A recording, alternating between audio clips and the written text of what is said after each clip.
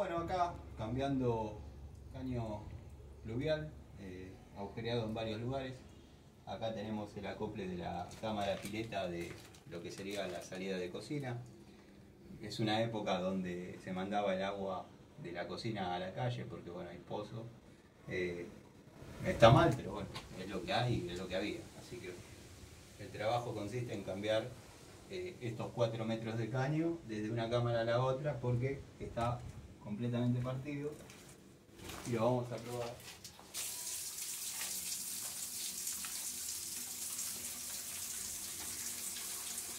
Ahora va a empezar a venir agua, va a empezar a brotar.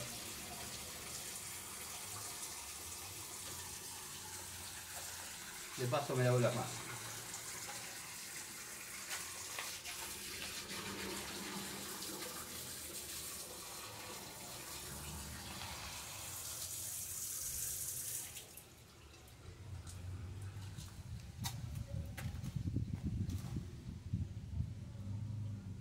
Está rajado por todos lados.